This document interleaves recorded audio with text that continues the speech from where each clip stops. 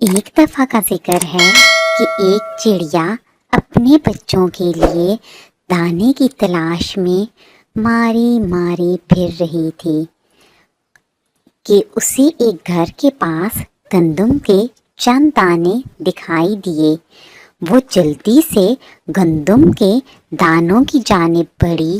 اتنے میں اسے خیال آیا کہ ہو سکتا ہے کہ کسی شکاری نے یہ جال پھیلایا ہو تاکہ کوئی پکشی اس میں آ کر پھنس جائے۔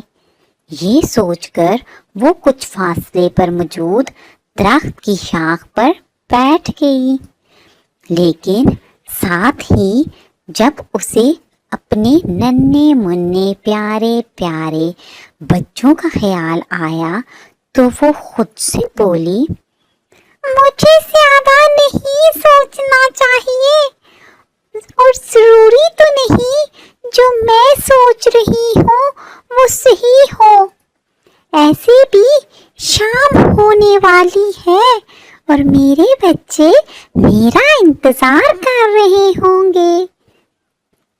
یہ کہہ کر وہ گندم کے دانے چگنے لگی کہ اچانک اسے محسوس ہوا کہ وہ ایک جال میں پھنس گئی ہے۔ اس نے اس جال سے نکلنے کی بہت کوشش کی لیکن وہ ناکام رہی۔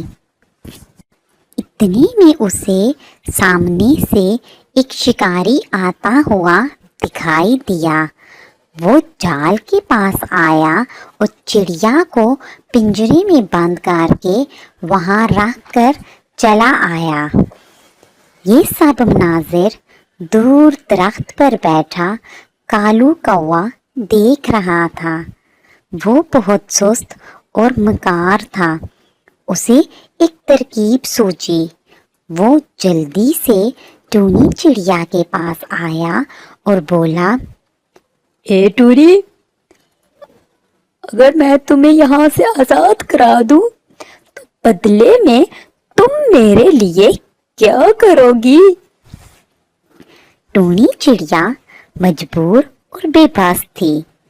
جلدی سے بولی، کوے بھیا، جو آپ بولو گے میں کرنے کے لیے تیار ہوں، بس مجھے یہاں سے جلدی جلدی سے نکالو۔ میرے ننھے منھے بچے میری راہ دیکھ رہے ہوں گے۔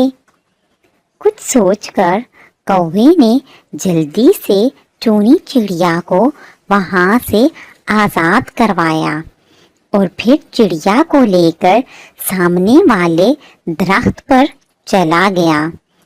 وہاں جا کر اس نے ٹونی چڑیا سے کہا، ہے ٹوری چڑیا، تم آج سے میری غلام ہو اور روزانہ میرے لیے دانا جمع کرنے کی ذمہ داری آج سے تمہاری ہے۔ تم روزانہ گندم کی ایک بالی میرے لیے لے کر آؤ گی۔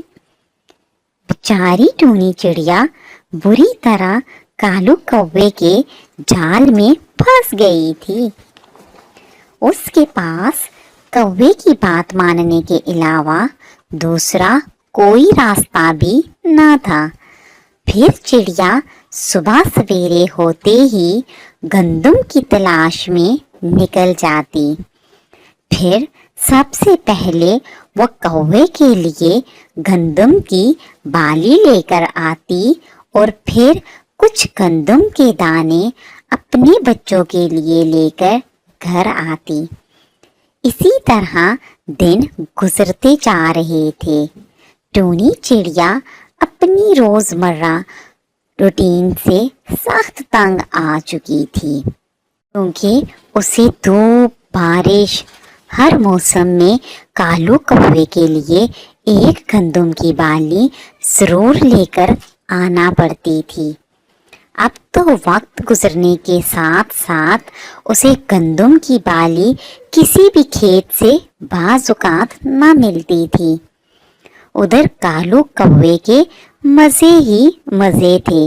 वो दरख्त पर लेटे लेटे आराम से अपने घोंसले में जिंदगी गुजार रहा था और उसे बिना मेहनत किए आराम से खाने को मिल जाता था।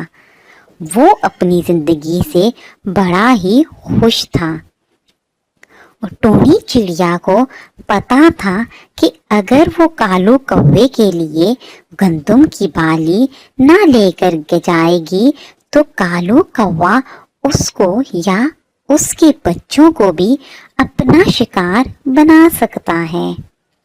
इसलिए वो रोजाना चुपचाप कालू कौवे के लिए गंदम की बाली लेकर आती थी।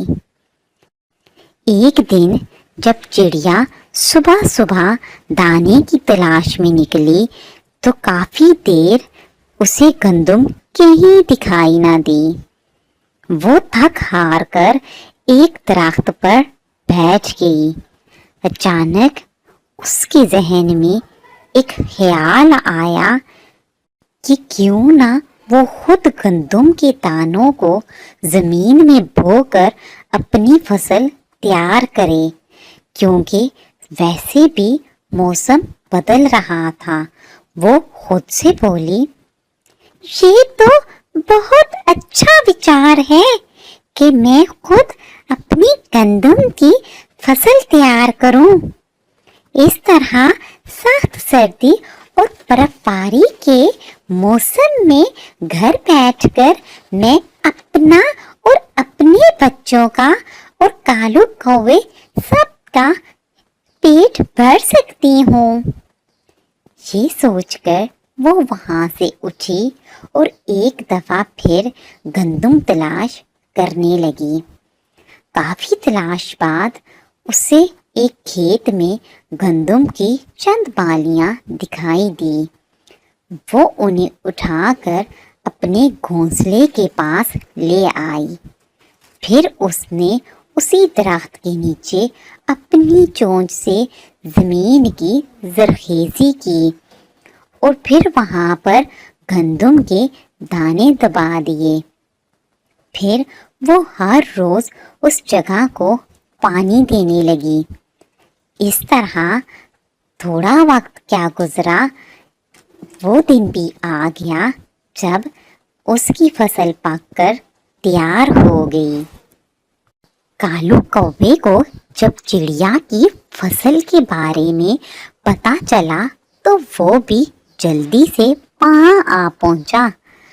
और जब उसने गंदम की तैयार फसल देखी तो वो चिड़िया से बोला, हे टोनी चिड़िया, तुमने अच्छा किया है। मेरी गुलाम होकर तुमने मेरे लिए ये बहुत अच्छा काम किया है, क्योंकि ये फसल अब मेरी है, इसलिए तुम यहाँ से जा सकती हो। कालू कौवे की बात सुनकर चिड़िया को बहुत गुस्सा आया और उसने ना आओ देखा ना ताव और कालू कौवे पर हमला कर दिया। कौवा बड़ी मुश्किल से वहां से जान छुड़ा कर भागा।